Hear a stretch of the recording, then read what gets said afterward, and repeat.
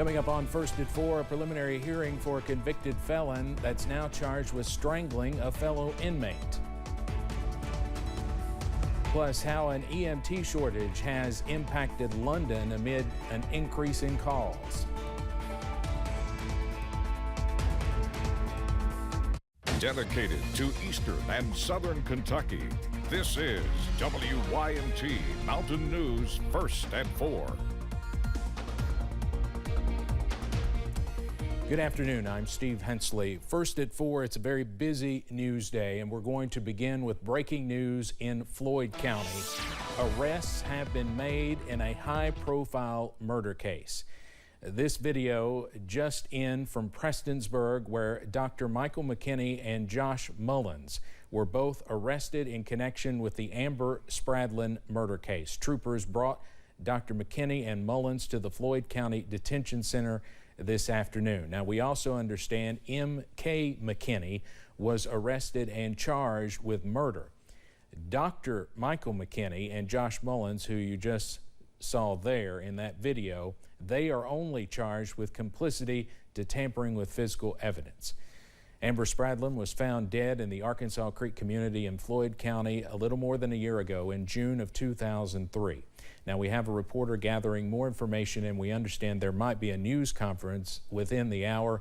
We will bring you more information as we get it. And just before I walked out here, we got a statement from a family spokesperson for Amber Spradlin. It's a rather lengthy statement, but I want to read just a little bit of it. This is from Debbie Hall, the cousin of Amber Spradlin.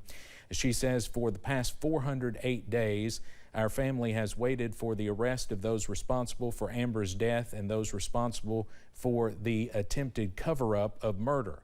Finally, our community can feel relieved knowing that those responsible will soon face a jury of their neighbors and the penalties that the jury will impose for their crimes. She goes on to say what is most revealing about Amber's death is that she brought together more than 25,000 people from Floyd County, Kentucky, and across the globe.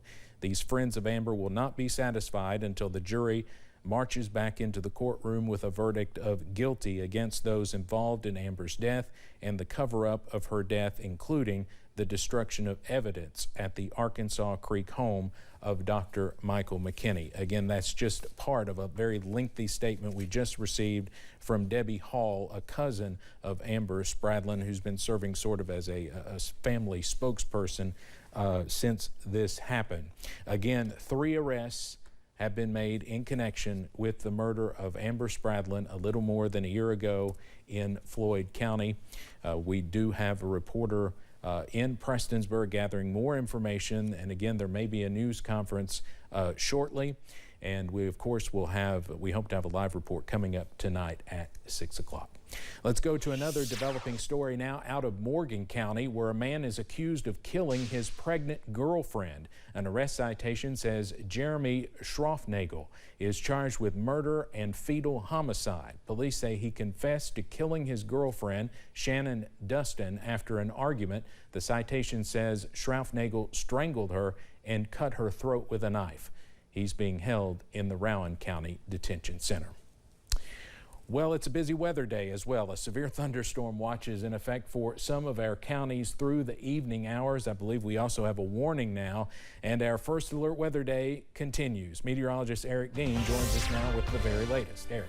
Hey, that's right, Steve. Good afternoon, everybody. We have 2 severe thunderstorm warnings to talk about at this time, so let's go ahead and hit the maps, shall we? Here's the latest with live pinpoint Doppler radar, and we'll go ahead and pinpoint those locations of where we have the severe thunderstorm warnings in effect. And we take a look at the first one here. This is for Jackson, Laurel, and Rockcastle. This goes until 4:30. This is Doppler radar indicated. We are seeing 1-inch diameter hail being picked up with this system. And then the other one a little bit farther south, we'll go ahead and put this one up. This is for McCreary, Pulaski, Wayne, and Whitley County. This goes into effect for about another 11 minutes. Again, we are seeing 1-inch diameter hail, 60-mile-an-hour wind gust with this system. Now, that's part 1 of the big picture. We have a severe thunderstorm watch in effect until 9 o'clock for the following counties. Please pay very close attention: Jackson, Clay, Knox, Bell, Whitley, McCreary, Wayne County, Kentucky, Pulaski, and again, Rockcastle. If you're in one of those counties, as well as Campbell and Claiborne County in Tennessee, you are under a severe thunderstorm watch until 9 o'clock. The other part of this is a flood watch until 5 a.m. for Campbell, Claiborne, Lee County in Virginia, and Wise County. So we've got a lot to talk about as we go to the next several hours, and I'll have the complete breakdown in the First Alert forecast in a few minutes. Steve. All right, Eric, thank you. A convicted felon was charged with strangling a fellow inmate at the Leslie County Detention Center. WYMT's Chandler Wilcox has the latest on that. Police say the incident happened on July 18th at the detention center. Christopher Hayden was reportedly caught on camera putting another inmate in a chokehold while the inmate was sleeping. Police said Hayden was also seen hitting the other inmate before deputies were able to stop him. Police went on to say in the citation, Hayden demonstrated a lack of value for human life. Hayden was scheduled to have a preliminary hearing in Leslie County District Court, but that has now been postponed to August 13th. In Leslie County, Chandler Wilcox, WYMT Mountain News. Christopher Hayden was also facing several charges in Floyd County, including burglary. Coming up at 6, a closer look at what police say happened at the jail. A father and son from Ohio were arrested Friday afternoon in Laurel County after a reported road rage incident. WYMT's Caroline Mueller has a follow-up on that case. The incident happened around 3:20 p.m. Friday in this intersection just outside the Loves in Corbin. A Laurel County Sheriff's deputy overheard yelling while investigating an unrelated traffic crash. He then saw 26-year-old Jacob Harness get out of his car and assault a truck driver, while his father, 56-year-old James Harness, reportedly fired several shots in their direction. Deputy Gilbert Achardo with the Laurel County Sheriff's Office says if the deputy had not been there to step in, things could have taken a turn for the worst. Who knows what would have happened? I mean, a gun came out, rounds were fired, putting a lot of people's lives in danger because those rounds were ricocheting off the pavement. Those rounds could have went anywhere, so it could have been a really tragic incident.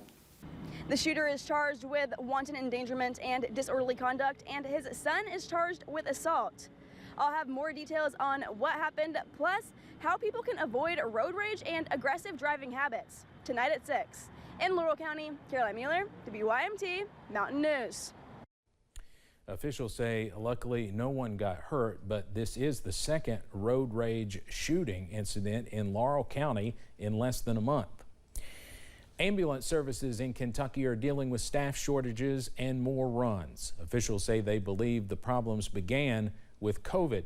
The issues are improving in some areas, but it's critical in others.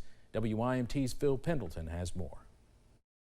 Laurel County's Ambulance Incorporated is typically very busy, engaged in run after run. It has been that way pretty much ever since COVID, and it seems like the run volume has increased ever since the pandemic about 4 years ago. And while they say they are fully staffed now, they say the situation hasn't always been that way, and across the state, it's much the same. We lose more paramedics every year than we gain, unfortunately. The chair of the Kentucky Board of EMS told lawmakers Tuesday that ambulance services are still struggling to hire help, all the while the call volume goes up.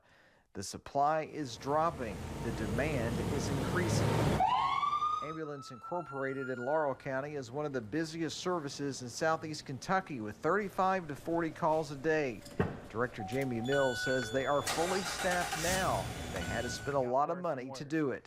We had to throw a ton of money that we didn't have budgeted into having in-house classes, sign-on bonuses. I say shortage, we use that term a lot. It truly is a crisis. I mean, we have services that are going to shut down if we can't find a solution to this problem. And EMTs and paramedics tell me that they believe that the job satisfaction is extremely high, having a job where you can work to literally save lives. In Laurel County, Phil Pendleton, now back to you. Lawmakers were told that some ambulance services are surviving simply because their requirements have been reduced on how many paramedics they are to have on staff. Coming up on First at 4, severe weather sweeps across parts of the nation. And we have a severe thunderstorm watch out in effect for parts of the area and a couple severe thunderstorm warnings. We'll talk about that coming up in a few minutes. Stay with us.